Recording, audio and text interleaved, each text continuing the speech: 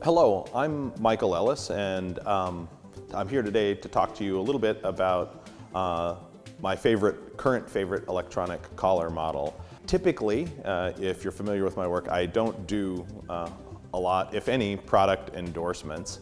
There are lots of products on the market. They can all be effective in certain circumstances. People have personal preferences, and I typically don't like to talk a lot about a specific brand. With electronic collars, I get asked all the time about what collar I use personally, and I thought I'd give you a little bit of insight into the things that I look for in a collar and the collar that I like best at this point in my career. What I'm holding here is a Dogtra 1900S. When it comes to electronic collars, to give you my perspective, I'm a little bit of a minimalist. I am not a fan of a lot of the modern kinds of bells and whistles. There are collars that have vibrates and page and flashing lights and 2-dog units. I like a simple collar. I like a collar that has a single button for momentary stimulation, a single button for continuous stimulation. I like a rheostatic dial. I do like the digital readout so you can see what level you're on easily. And that's really all I need.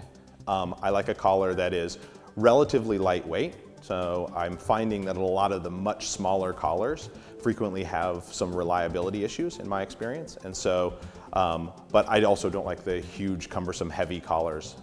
And so this collar splits the middle. It's a medium-sized collar. The receiver is relatively light.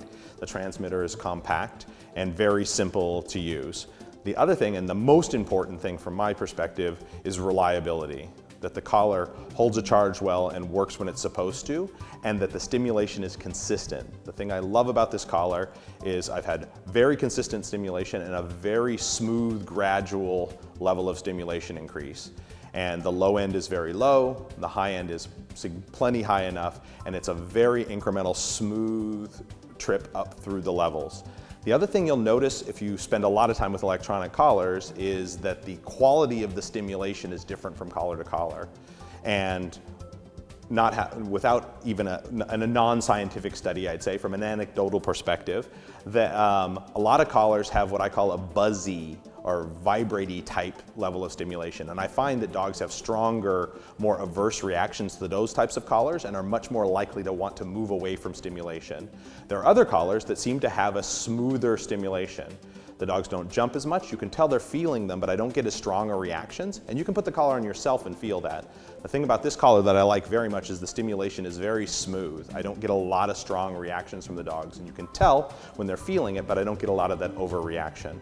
I've been using this collar now for about the last 6 or 8 months or so, and I've had zero reliability issues. Love the stimulation. I've used it on a variety of dogs, from very sensitive to experienced older dogs in high states of arousal, and I find it to be really nice. And over the years, I've tried collars from virtually every model available, and at this point in my career, this is the nicest, most reliable overall collar I've used. And a quick note, if I'm endorsing an electronic collar, then I would be remiss not to remind you that you need instruction in properly using an electronic collar before you enter into using it on your dog. So make sure that you get education in the proper use of electronic collar. We offer DVDs sold through Leerburg on introducing a dog properly to the collar and the preparatory work you would need to do to teach your dog behaviors before going to the electronic collar, but please, before you use an electronic collar, get educated. Also, we offer a 2-day course at our school for dog trainers in California called The Proper Use of the Electronic Collar.